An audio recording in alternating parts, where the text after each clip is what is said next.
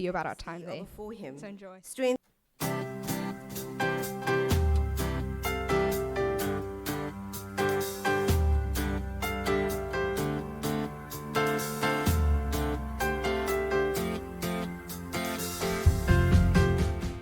I was encouraged to see how much God is using the center to reach unbelievers with the gospel, just by engaging with the students who want to learn to speak English.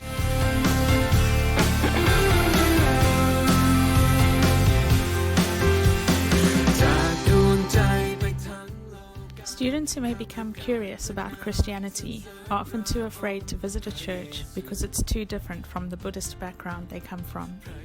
They need people who are willing to read the Bible with them.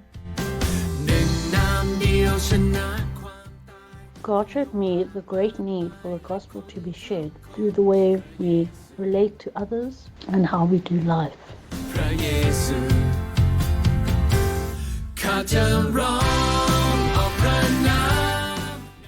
I was really burdened by the number of Thai people who will never hear the name of Jesus unless someone goes and shares the gospel with them. Some have already left home to do this. What good reason do I have to not do the same?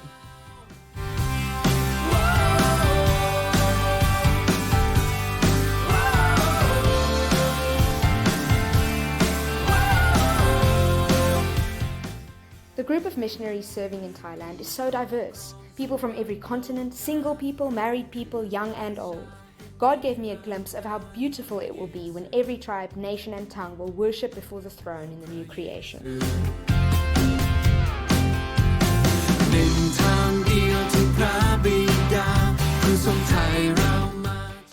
Just as Hur and Aaron were to Moses, so we must be to our missionaries.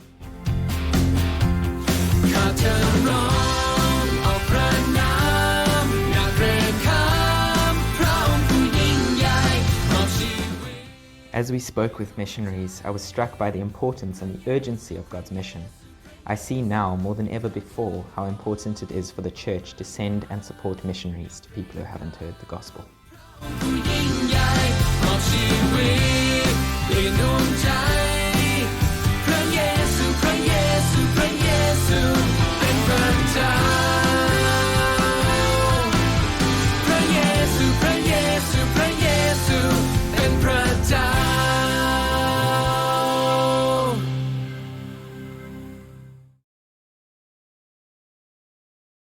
Sing to the Lord, praise his name, proclaim his salvation day after day. Declare his glory among the nations, his marvelous deeds among all peoples. For great is the Lord and most worthy of praise. He is to be feared above all gods. For all the gods of the nations are idols, but the Lord made the heavens. Splendor and majesty are before him. Strength and glory are in his sanctuary. Good morning, everyone. In February this year, Jacques van der Merwe, one of our congregation who lives and serves with his family in Southeast Asia, asked if Emmanuel would be willing to send a short-term missions team to draw alongside and encourage the SIM workers in Thailand. At the end of June, a team of 9, Andre, Bryn, Shani, Cheryl, Ellie, Liam, Michelle, Melissa, and a little later Rena, left Cape Town to do exactly that. But little did we know what God had planned to do not only through us, but also in us during our brief time away. We spent 1 week with the van der Merwes in Chiang Mai, with a particular focus on the center, a place for university students to hang out, learn English, and ultimately hear about Jesus. We then traveled south to Cham to run the children's program at the Spiritual Life Conference, which was attended by a number of SIM Thailand families. This morning, we would like to share with you just a little bit of our experience in Thailand and highlight some valuable lessons learned during this life-changing trip. Shani is going to give some feedback about the van der Merwe family. Michelle will explain the value in sending a team. Bryn will talk more about our time at the center, and then I will give a bit more info regarding our SLC experience. Good morning, everyone. In many ways, the past year has been extremely hard for the van der Merwe family. It has really been a lonely and a challenging year for them. In light of their loneliness and their difficulties, they were particularly encouraged to have a group of people visit them, people who know them and who love them. There was really an incredible God-given unity within our team. And I mean our Emmanuel team with the Fundamarivas included. We felt like one big family just serving God together. Ministry-wise, it was really difficult for the Fundamarivas to get the center off the ground after COVID. Just as it started getting off the ground, God brought our team at just the right time to push the ministry to the next level. Even this last Wednesday, Jacques said, there was such a vibe at the center. So many students from camp coming back, and the students are so excited to be there. The energy which the team contributed is still tangible, Jacques says, and they are able to build on that with the students. The Fundamarivas kids have also found it to be a very difficult year. They feel lonely, it's difficult to make friends and build meaningful relationships. The team took a real interest in the children's lives, and the Fundamarivas dearly valued that. Apparently, the kids are asking all the time, when is the team coming again? Emmanuel is the Fundamarivas' spiritual home. So to have a taste from their spiritual home was, one could say, life-giving. Sending a team is an extremely practical way to make our love and concern known to them and to be fellow workers with them for God's kingdom. After all, it's not really their work. It's not really our work, but it's the Father's work. He's lovingly and relentlessly drawing people from all tribes, nations, tongues to his Son, so that his Son might have first place in everything, and that all people might find their true meaning under his unrivaled lordship. I personally look forward to see what God is going to do from here on in the lives of the Fundamarivas, the Thai students, the other missionaries, this team, and I say this prayerfully, the teams that will be going out and joining them in the future. Thank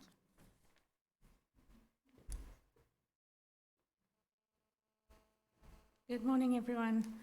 So I'd just like to share some of what the value is of sending short-term mission teams.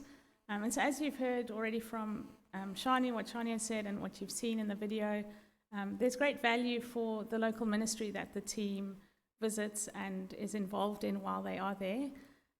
So it provides momentum, it provides energy, and that continues after the team has left. So as you've heard, there are students who are still at the centre because they came during the time that the team was there, and so it's helpful for the ministry that they help with. There's great value for the missionaries that are visited as well. So Jacques and Julie were encouraged by our time there, but also other missionaries that we met who are serving in Chiang Mai, but also at SLC. As we hear their stories, and they're encouraged by the fact that we're willing to give up of our time and to go and serve them. And then for the team itself who goes, God is not just at work in the people that the team serves, but also in those who go in growing them in understanding more about themselves and maybe areas that we need to work on in our own godliness. He's at work in just giving us a taste of what missions is like. In all the missionaries that I've ever met, I don't know very many who just went as long-term missionaries. It's normally a process of having been going on a number of different short-term outreaches and getting a feel for what missions is like, and that gradually can lead to long-term missions. So it's valuable in that way. But also for you as part of the church who sends, there's value in it. And I pray that you have been encouraged and are excited as you hear the feedback and see how God is working, and that you're encouraged in your own walk with the Lord, but also in the ministries that you're part of, and that you're excited to tell people around you more about Jesus who may not know him. But it also helps you to understand what it means to support the missionaries that are being sent. So having heard what it's been like for Jacques and Julie, better able to pray for them and to know how to support them in the future. And so I just want to end with reading a verse from Romans chapter 10, from verse 13. It says, "For everyone who calls on the name of the Lord will be saved. How then can they call on the one who they have not believed in? And how can they believe in the one of whom they have not..." "For everyone who calls on the name of the Lord will be saved. How can they call on the one they have not believed in? And how can they believe in the one of whom they have not heard? And how can they hear without someone preaching to them? And how can they preach unless they are sent? As it is written, how beautiful are the feet of those who bring good news." And so there's a part for everyone to play in that, whether it's going or helping with the sending. And so I pray that it's an encouragement to you. And just from the team, a big thank you for those of you who helped financially to get us there, but also prayed while we were there as well.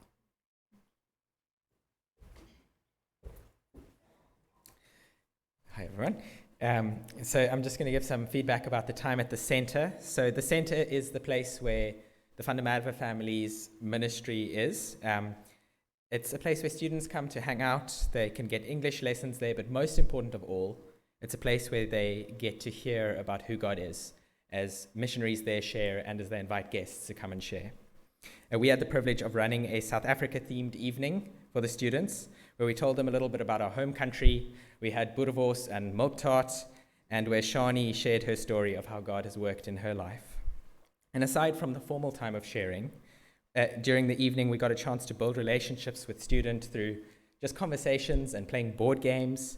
And one of our big goals with that evening at the center was to encourage students to sign up for the camp, where there would be more of the same, where people would get to hear about who God is. And as you can see from the photo where everyone's wearing yellow, a lot of people came to the camp and signed up and joined us. And we were blown away to see God at work over this weekend of the camp, as people on the team shared their stories about how God has been at work in their lives. And I have to say the highlight for me came on this last night of camp, when we had a time in small groups with team members and Thai students to just reflect on what they've heard about God and what he can do. And just the questions and the comments that students shared were so encouraging. It was so clear that God was at work. He was speaking to these people, revealing his truth to them. And along with the time of reflection, I'm aware of many other conversations that happened between team members and Thai students. And what was wonderful is that it didn't end there. A lot of students want to know more, and so they've agreed to come to the center and to meet up with missionaries, to learn more about Jesus and to read the Bible with them. So it was a great encouragement. So after an incredible week in Chiang Mai, we made our way to the Matavalai Hotel in Sha'am, and the families were so excited to finally be able to meet together again. The aim of SLC is to provide some workers and their families a time to rest and to refuel their tanks before going back into the mission field.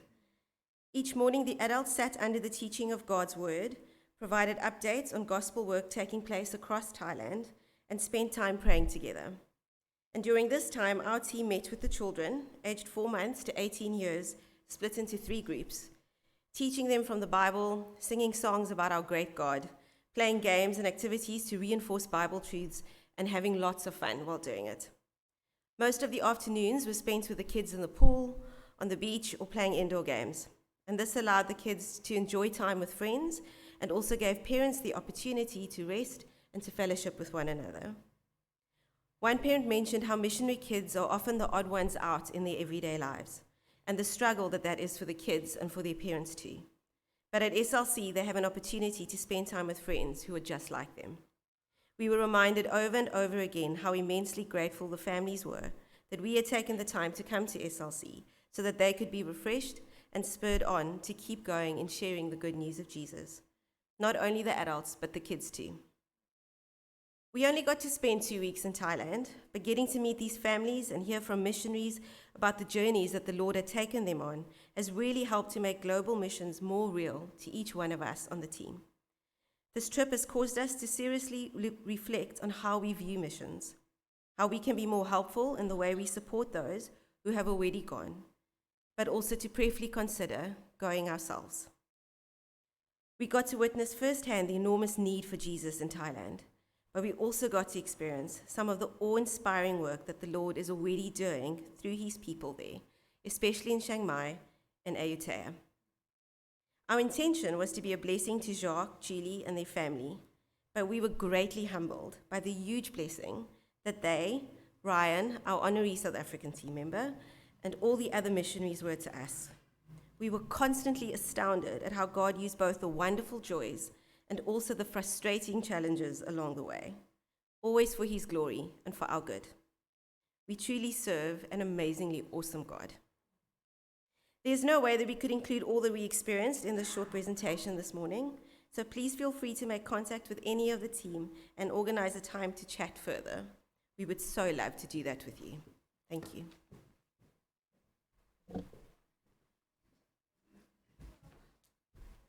Well, it's time now for the kids to lead for their programs.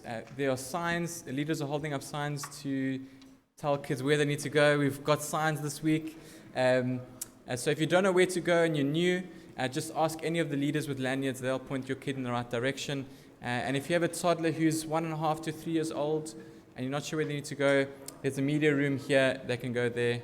And I'm going to hand over to the band, and they're going to teach us a new song.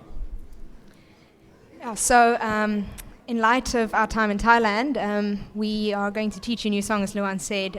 This is a song that we sang quite a few times at the Spiritual Life Conference. It's been an encouragement to our team and to the missionaries, and we hope that it will be an encouragement to you as well. So please stand and join us as we sing Build My Life.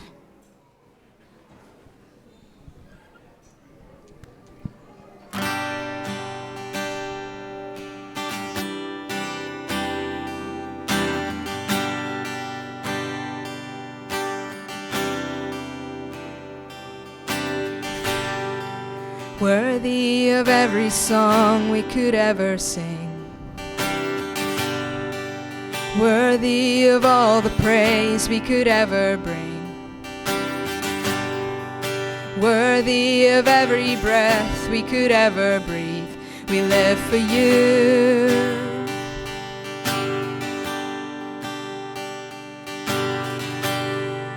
Jesus, the name above every other name.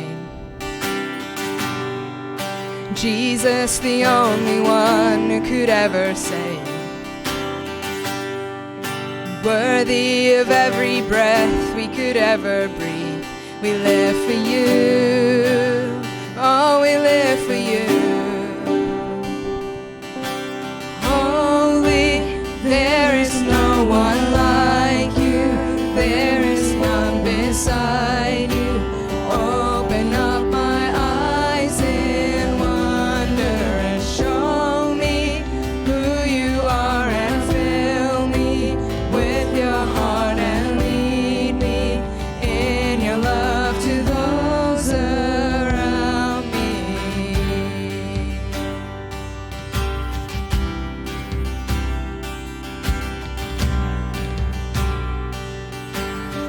Let's sing Worthy.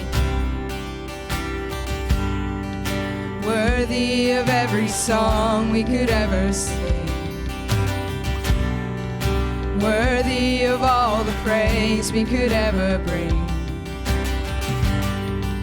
worthy of every breath we could ever breathe. We live for you.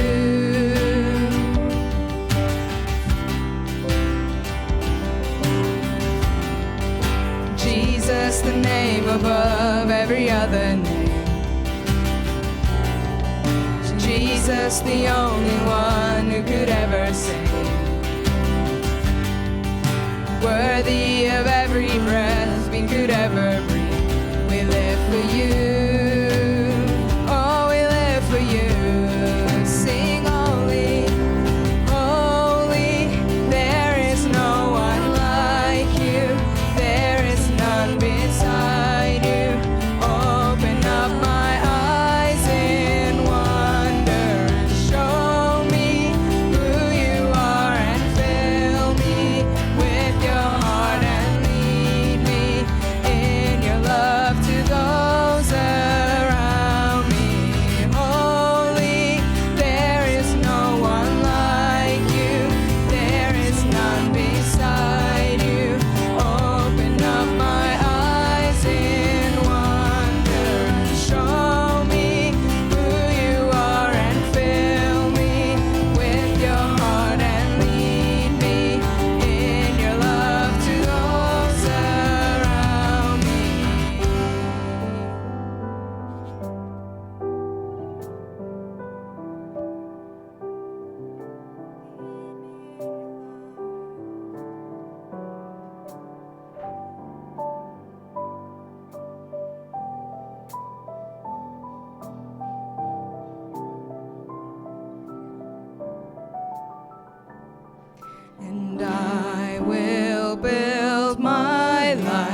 upon your love. It is a firm foundation, and I will put my trust in you alone, and I will not be shaken. I will build my life upon your love. It is a firm foundation. I will put my trust in you alone, and I will not be shaken.